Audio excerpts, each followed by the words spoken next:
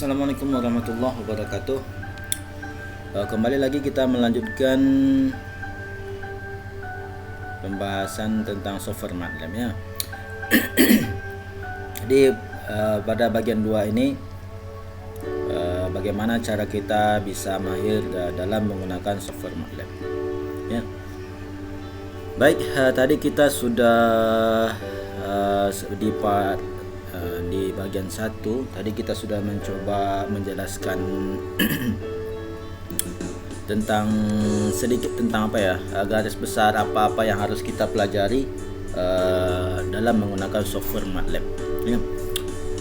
Jadi konsepnya seperti ini ya, yang sedang saya jelaskan atau yang sedang saya upayakan atau yang apa ya, yang akan saya berikan kepada Anda gambaran kepada Anda tentang software MATLAB itu adalah kalau ibaratkan suatu pohon, ini adalah akarnya gitu. Jadi jangan kalian bayangkan, jangan pikirkan nanti mendengarkan ini kalian tuh melihat sesuatu yang wow gitu ya, enggak. Tetapi akarnya, akar dari sebuah pohon. Jadi kalian tuh enggak berasa apa-apa kayak gitu ya. Kenapa ya? Karena akar tuh enggak ada rasanya kayak apa ya, kan pahit, paling enggak enak-enak gitulah. Tapi kalau suatu pohon tuh nggak ada akarnya, bisa tak pohon tuh hidupnya? Nggak bisa ya, kayak gitulah.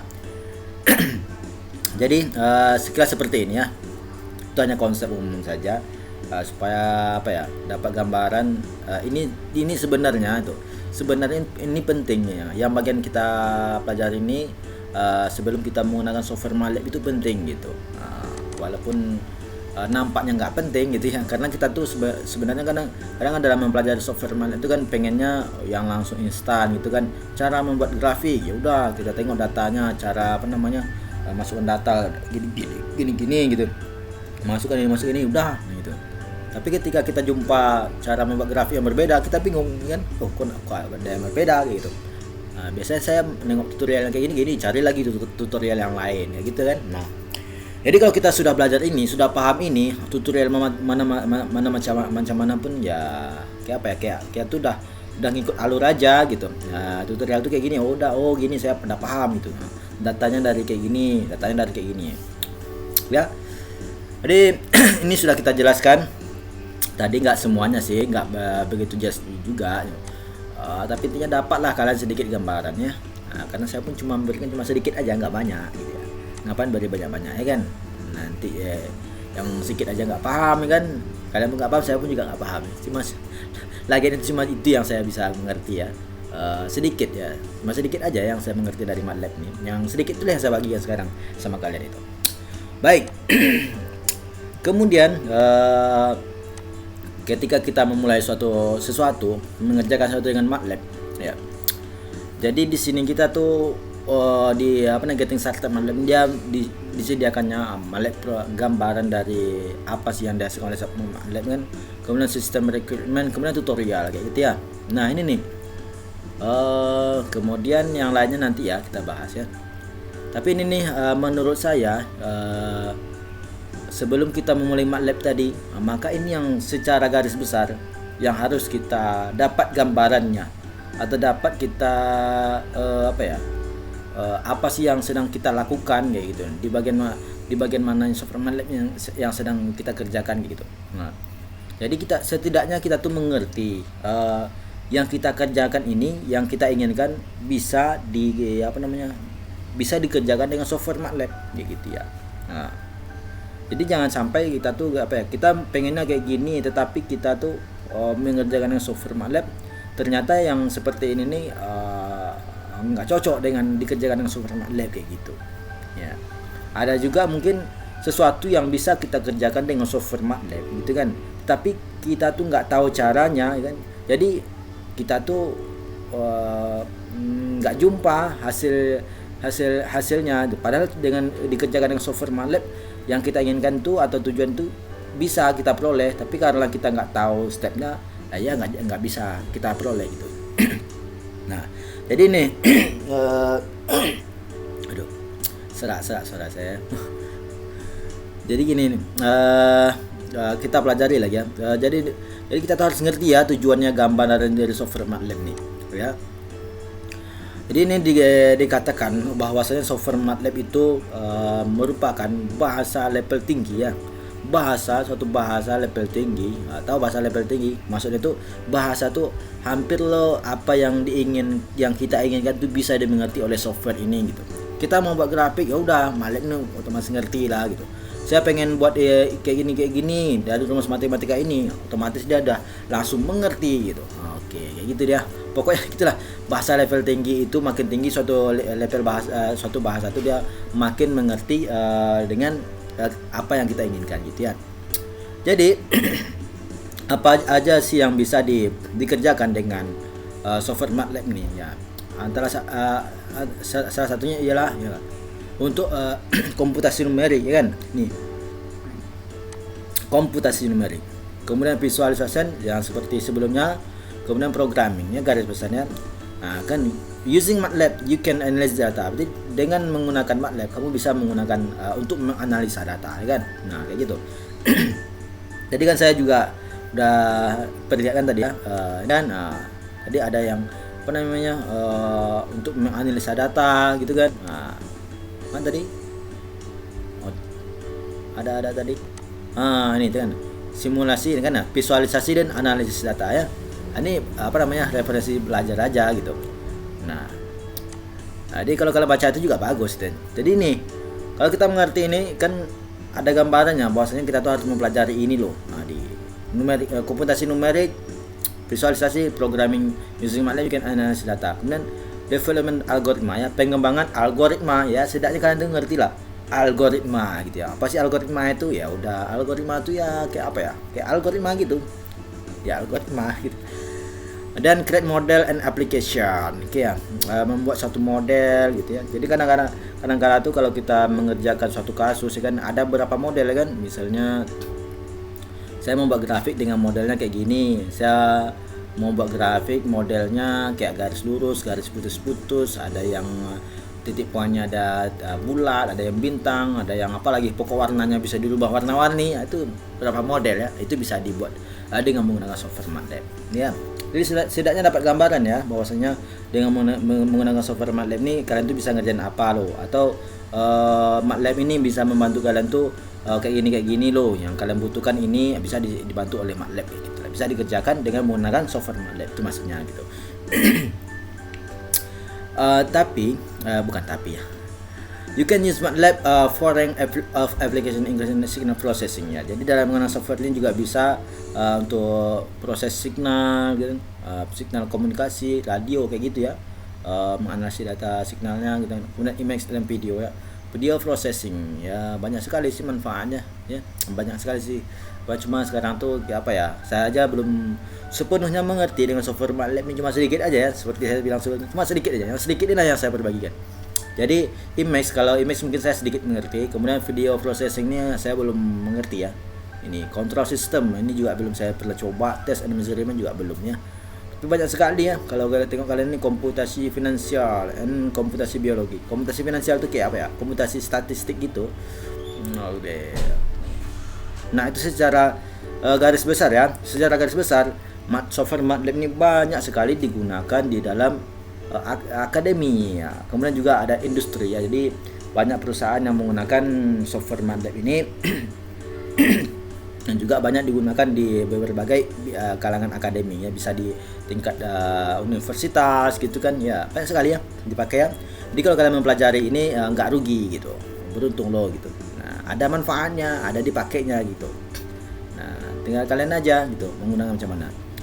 Jadi ini step kedua ya, dalam bagaimana mahir dalam menggunakan software MATLAB itu kalian harus bukan harus, tapi mestilah memahami sedikit gambaran dari software MATLAB. Oke.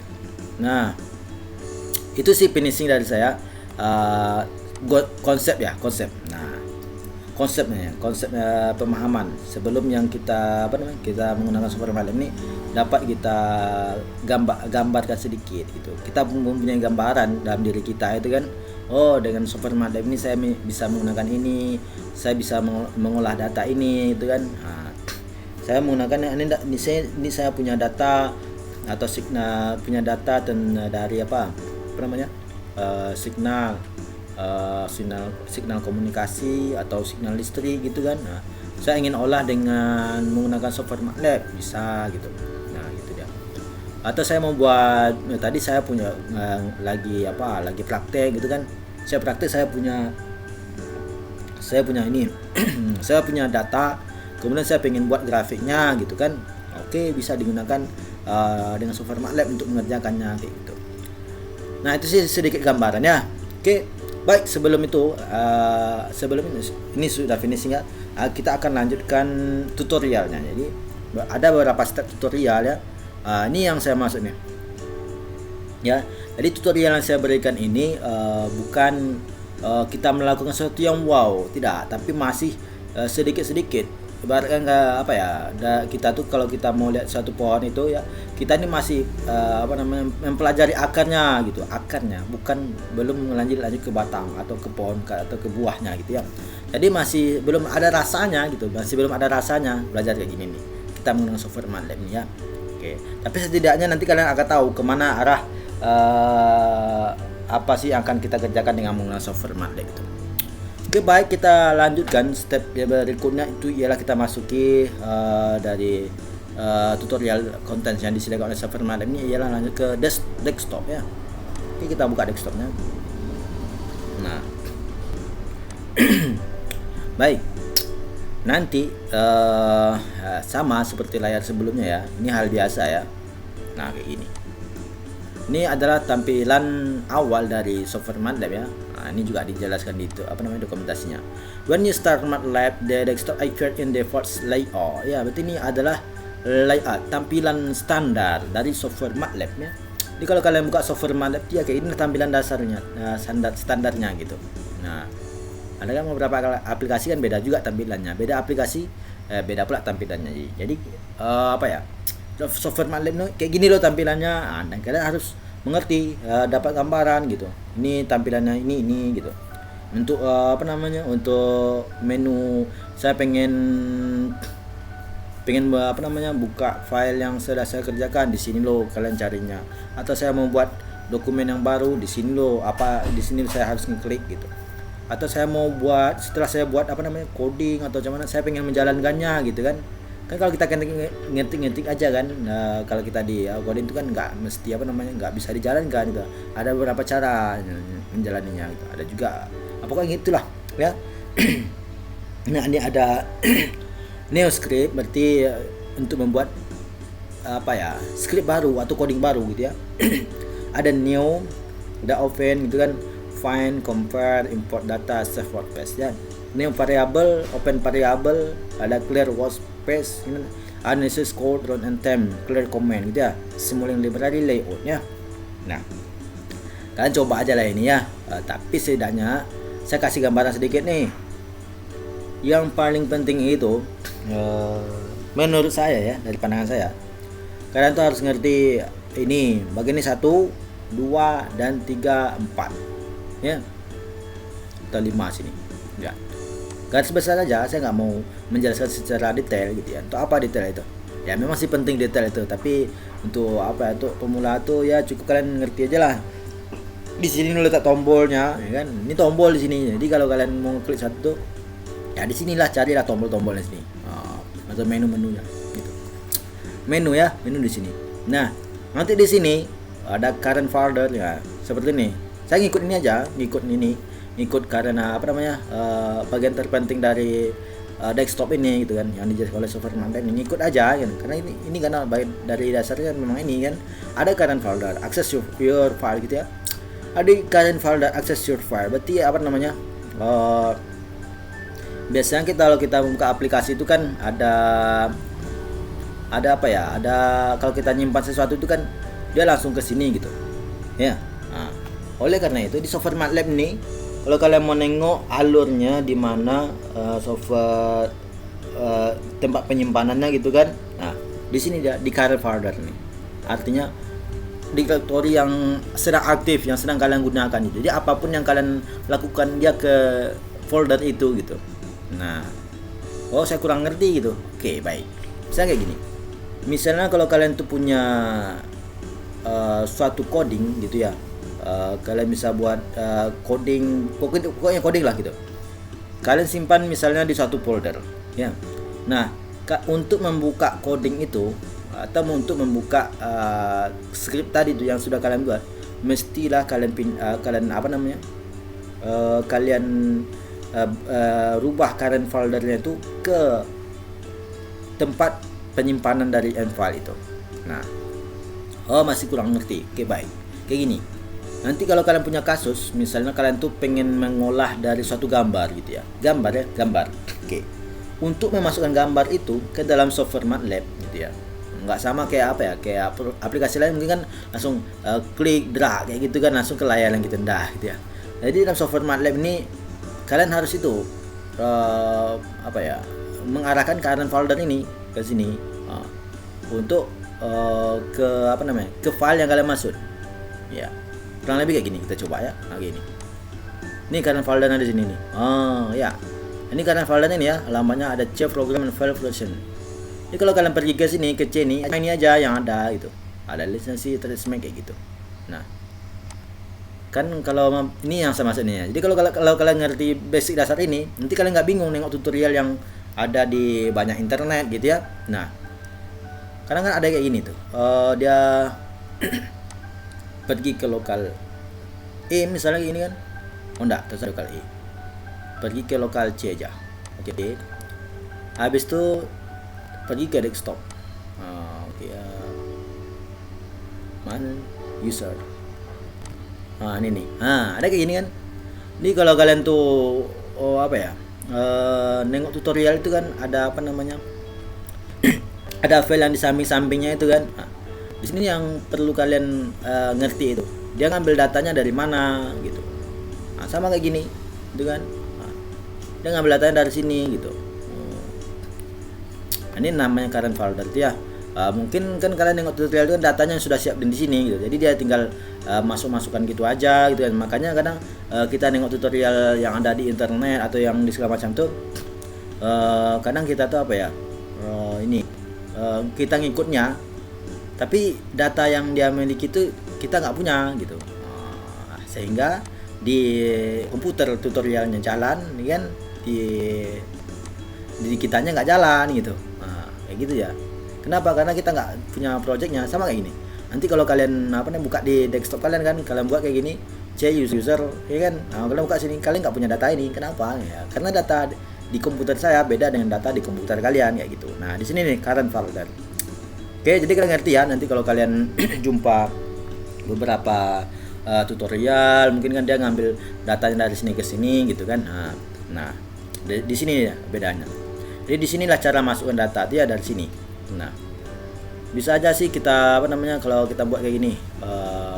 Ini saya punya coding gitu kan, misalnya ini kode ini kode gue, ini coding gue gitu ya. Nah, gini nih, kalian tengok ya, di sini belum ada kayak ini ya, jadi saya simpan nih. Saya simpan, ini kan file, kemudian save. Nah, ini nih saya maksud ya. Saya simpannya di desktop aja lah ya, di desktop dengan nama, ingat ya, di sini kalau nama nama file dalam software MATLAB itu dia kode 1. Nggak boleh ada spasinya gitu. Kode 1. Oke ya. Nah, kayak gini, dan jangan lupa .m-nya dibuat gitu ya. Dan jangan dihapus itu. Jadi saya simpan di desktop kode 1 kayak gitu ya. Nah, ya. Kalian tengok di sini. Itu kalau kalian cari kodenya nggak ada. Nggak ada ya. Nggak ada. Oke ya. Oke. Nah. Tapi kalau kalian keluar, sini, ini punya dia. Ada coding 1. Oke. Di desktop asli ya, di desktop asli. Oke. Kemudian kalau kita mau bukanya gini. Pergi ke desktop. Mana tadi alamatnya? Bisa kalian rubah di sini kan. User desktop. Ini berubah. Nah, ini dia tadi. Kode 1M. Ya. Oke. Sekarang kalau kita mau coba lagi, kita tambah coding lain kan. Oke. Coding 2. Terserah aja lah, mungkin saya buat CLC gitu aja nah, ya kan. Kemudian saya simpan. Oke, save as. Namanya kode 2. Kode ini saya ubah angkanya aja, kode 2 kayak gitu. Saya enter. Nah, masuk sini ya. Jadi karena kenapa masuk dia langsung langsung aktif, karena di sini kita current foldernya memang di sini gitu. Jadi apapun perubahannya di sini yang kita sebenarnya langsung masuk gitu. Nah, itu dia. Oke. Jadi itu sedikit gambaran tentang current folder. Jadi ini ada beberapa file yang mungkin di setiap laptop itu kan ada yang berbeda gitu kan. Nah, sama dengan laptop kalian kayak gini juga gitu. Jadi kalau kalian mau ngolah data gitu kan, nah, usahakan di sini tempat lokasi datanya atau sumber yang akan kalian otak-atik gitu kan, atau yang kalian edit itu di sini ya. Current foldernya udah pas kayak gini. Nah, udah aktif gitu. Misalnya kalian punya data grafik dari Excel gitu kan, nah, maka dia harus diarahkan ke SL gitu. Kalian mau nyimpannya di mana? Misalnya kalian nyimpannya tuh di D gitu, bukalah D-nya atau E-nya atau di mana lah gitu, atau mungkin di flash disk gitu kan. Nah, buka langsung, arahkan ininya ke flash disk gitu. Nah, apa kode flash disk ini? Kemudian ada lagi nggak subfolder dia? Kalau ada, kalian arahkan ke subfoldernya. Kemudian sehingga nanti di sini tampil file yang akan kalian edit tuh gitu. Oke. Baik. Sampai di situ bagian current folder, ya kan? Ini bagian umumnya tadi ya. Jadi ada berapa tadi? 5 tadi ya. Ini bagian menunya, udah kalian paham aja, kalian coba aja lah ini kan. Oke, nanti saya nggak saya jelaskan terlalu detail ini ya. Ini current folder dulu. Ada detail, kemudian ini command window, kemudian workspace ya. Ini kita ikut ini aja. The desktop include their files ya. Command window ya. Jadi di sini command window di bagian tengah ini. Oke, bagian tengah ya, bagian tengah ini. Nah, pokoknya enggak, saya punya bagiannya tampilnya enggak berbeda gitu ya. Enggak apa, pokoknya ada tulisan command window di atasnya, berarti itulah jendela tempat command window kayak gitu ya. Oke. Di command window ini dia punya di command window ini dia jendela untuk perintah gitu. Jadi apapun kalau kalian mengerjakan suatu melalui perintah gitu, di sini lah tempatnya gitu. Misalnya saya jalankan perintah CLC gitu kan. Apa arti CLC? Clear layar gitu. Oke, dia akan menghapus layar di sini. Oke. Nah, misalnya contoh satu perintah lagi, saya ingin memerintahkan misalnya A gitu kan. Saya buat variabel A gitu ya. Saya buat variabel A gitu kan. Nah, saya kasih nilai A ini bernilai 12 gitu. Tambah titik koma. Nah, ini namanya coding ya. Nah, ini namanya coding kayak gini. Walaupun mungkin berapa tuh? A1 sama dengan 1, angka 1 angka 2 angka 2 1 ya kan? Ada 4. Termasuk dengan titik komanya jadi 5. Jadi cuma 5 karakter itu udah termasuk coding ya. Kalian ngoding namanya itu ya. Nah, jadi dengan 5 karakter ini kalian ngerti lah ya maksudnya itu yang sedang kalian lakukan ini apa gitu. Nah, atau yang sedang saya lakukan saya jelaskan ya, boleh aja ya. Jadi saya ini sedang menyimpan nilai 12 gitu ya ke dalam variabel A gitu. Nah, dapat gambaran ya. Berarti saya menyimpan angka 12 ke dalam variabel A ya. Ada variabel A sini kan. Berarti A-nya boleh diganti, tidak boleh, terserah aja. Mau S kalian buat di situ, mau D gitu. Ya kan, nilainya boleh ganti tak boleh gitu, terserah kalian. Nah, ya. Jadi kalau kalian ingin menyimpan suatu nilai ke dalam suatu variabel, terserah. Nah, ya, dalam variabel apa kalian tentukan variabelnya sesuai dengan keinginan Anda, kemudian kalian kasih nilai berapa gitu. Nah, ini saya buat variabel A dengan nilai 12 gitu. Nah, dia perginya ke workspace ya. Tadi workspace kosongnya, sekarang ada isinya 12. Oke. Mungkin nggak nampak prosesnya. Oke, saya tak jelaskan prosesnya. Ini saya buat variabel yang baru gitu kan. Saya kasihlah nama A atau B, saya buat B aja lah ya. B. Nah, saya mau nyimpan nilai di B ini berapa bagusnya? Mungkin saya kasih 5 aja. Oke, 5. Simpan nilai 5 ke dalam B gitu. Nah, kayak gitu kan tampil ya. Dapat ya? Kalian bisa coba aja sendiri ya. Nah, ini adalah kalian jalan dari perintah gitu. Nanti kalau kalian pengen memerintahkan sesuatu, disinilah tulisnya. Nanti disimpan oleh di workspace ini. Nah, kalau nilainya sudah disimpan, berarti tidak bisa dioperasionalkan gitu. Nah, ini ada variabel C gitu ya. Saya buat C. Ya. Jadi ini fenomena ya atau kasus di mana kalian itu belum membuat suatu nilai dalam suatu variabel, tapi kalian sudah operasional kan gitu. Sudah kalian masukkan dia ke dalam suatu proses gitu. Nah, kayak gini. Ini saya buat ini. C atau A sama dengan B kurang C kayak gitu kan. Apa gitu kan? A sama dengan B kurang C gitu. Menurut kenapa yang terjadi? Kan ini akan error. Kenapa error? Ya. Ini kayak apa ya? Di dalam software MATLAB itu sebelum kita mengerjakan memasukkan suatu variabel ke dalam proses, maka variabel itu harus dijelaskan semuanya dulu, kayak gitulah dulu. Nah ya, kayak gitu dulu ya. Karena ini A kita buat sama dengan B kurang C, sementara C nya belum kita deklarasikan. Nah, kan nilainya belum tampil di sini, C kan nggak ada di sini ya. Oke. Nah, coba kita enter, maka nggak akan error ya.